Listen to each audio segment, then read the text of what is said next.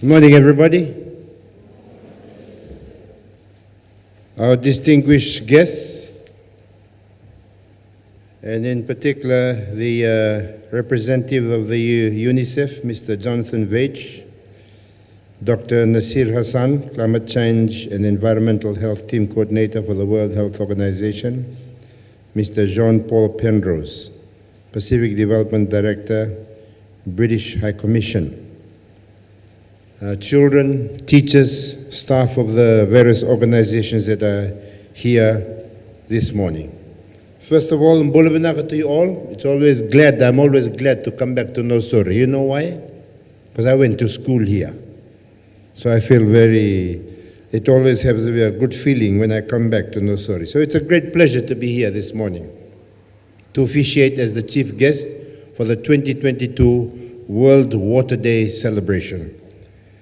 And it's a lovely day today in Nausori. The sun is shining, and I'm glad to see all the students that have turned out in your uniforms and also your lovely t-shirts. That has a very important message on the t-shirts that you have with you. It's important to have you in this, as you, the school children, are our future generation that will be dealing with this precious commodity that we have, water, into the future. This year's celebration, as has already been expressed by our MC, is the 29th year of celebrating the importance of water globally, since its adoption by the United Nations General Assembly back in 1992, a long time ago. And as has been mentioned, we did not have the 2020 World Water Celebration because of COVID-19. Last year, we did have a celebration on a much smaller scale before the second wave of COVID-19 hit our shores here in Fiji. And we're glad that we can have a bigger celebration today, celebrating the importance of water. I've also been told that this event is also being celebrated in other government offices around the country, in our divisions, in our districts, and also in the Water Authority of Fiji. And this is important, as it's very important that we maximize the awareness on the importance of water at all levels. We need it in government departments, in schools, in communities, in all the various settings that we have in our country, national level, divisional level, district level, and also at community level. Water is one of the most important and vital resources that we have on earth. In fact, the people that talk about the future, let's say in the future, the wars between countries may be about water. Not about oil, but about water. That's how important water is. And we have very ambitious targets in our National Development Plan. Do you all know what our National Development Plan is? National Development Plan is what government hopes to achieve in 5 years' time and in 20 years' time. And in that National Development Plan, we have some very big targets about water because water is so crucial and it's so important. One of those targets in our National Development Plan is that we, as government, want to make sure that everybody in this country, 100% of our population, have access to clean and safe water. That target we wanted to realize by last year for all of our urban areas and by the year 2031 for rural areas. So wherever we have households in this country, wherever we have people living, our target is to get clean and safe water to all of the households in our country. And that is the target that we have in our National Development Plan. And to achieve this, government has provided funds to the different implementing agencies, arms of government that are responsible for bringing water to all of the households in Fiji. This includes the Water Authority of Fiji, the Mineral Resources Department of the Ministry of Lands and Mineral Resources, and also the Ministry of Rural and Maritime Development. All of these different agencies, the government gives them some funding to try to help us achieve that target of 100% access to clean and safe water to all the households in our country. So there is a strong focus on accessing water through surface water. Surface water is the water that comes out of springs, that's in our rivers, that's in our creeks. That is all surface water. We always have a problem sometimes that sometimes surface water dries up. Now, we are now in the wet season. So you look around, there's a lot of water that is flowing. But when we get to the dry season, May, June, July, a lot of that surface water also begins to disappear. So while there is a focus on surface water, we also have an increasing importance attached to groundwater. Groundwater is explored in areas where surface water easily dries up, particularly during our dry season.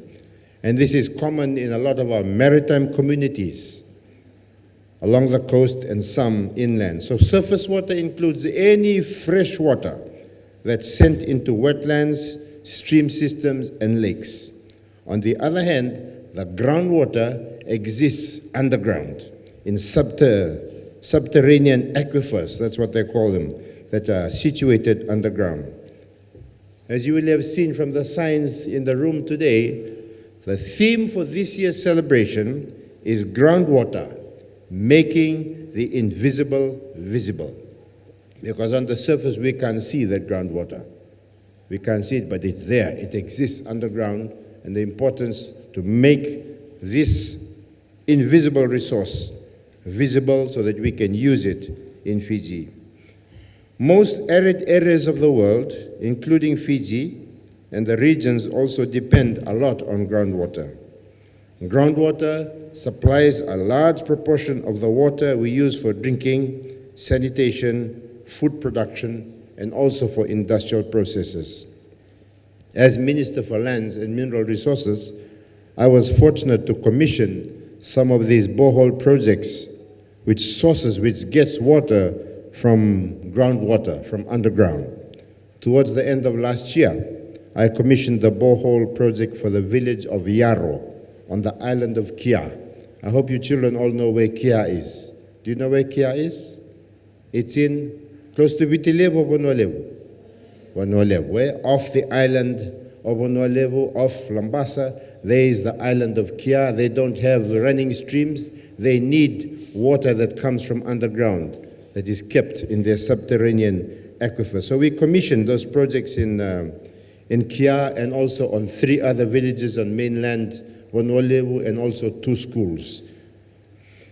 So it does make the invisible water hidden underground to be visible through these kind of projects where we dig boreholes and the water is brought to the surface, then it's reticulated, it's distributed to the households in this community.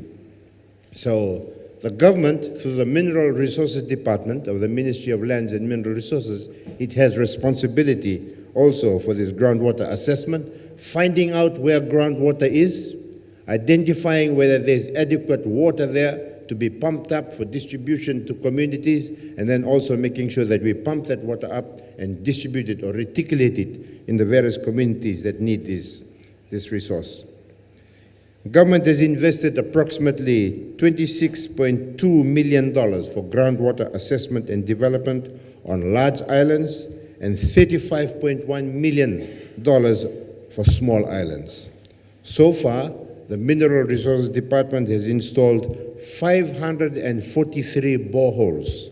543 boreholes on Viti level, 225 boreholes on Vunua level, and 361 boreholes on small islands.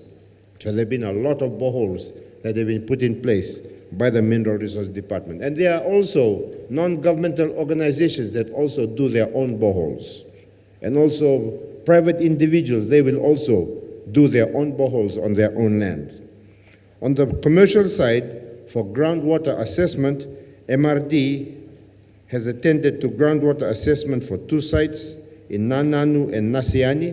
This is funded by the Unit Trust of Fiji, and Barotu, a company called Max Build in Rakiraki.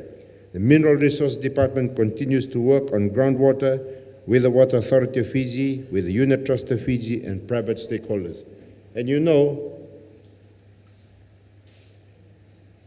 this is probably our most famous groundwater, this particular one, but there are others also where you get water out of the ground and they are exported, and this has now become one of our biggest exports. So that is also something that the Mineral Resources Department works with those that wish to extract water, exploit water on a commercial basis so that they can use it and sell it to other countries and also locally in Fiji.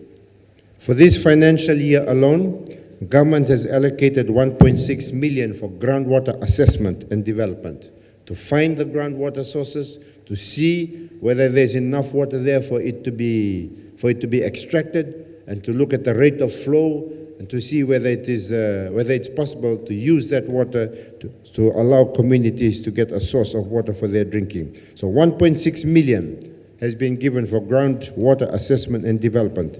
And this includes 30 groundwater assessment and investigations with community engagements, 15 groundwater drilling and development, and 10 borehole water reticulation. Reticulation means once you have pumped the water up into tanks, and to reticulate means to distribute it, to lay out the pipe so that it can get to individual households in that particular area. And there are areas in Fiji, especially in the Western Division and the Loma Bay area, Malo Malo, where there's a very significant need for us to be able to do these boreholes. Also in the western part of Viti Levu and Bono Levu. So there's money that's been set aside in Mineral Resource Department to undertake that kind of work. So while groundwater is meeting the need of our people, it is also critical to protect them from over-exploitation, to ensure that there is enough water for our future generation. Most of this water that comes as groundwater, it originally falls as rain. It originally falls as rain, then it gets accumulated underground.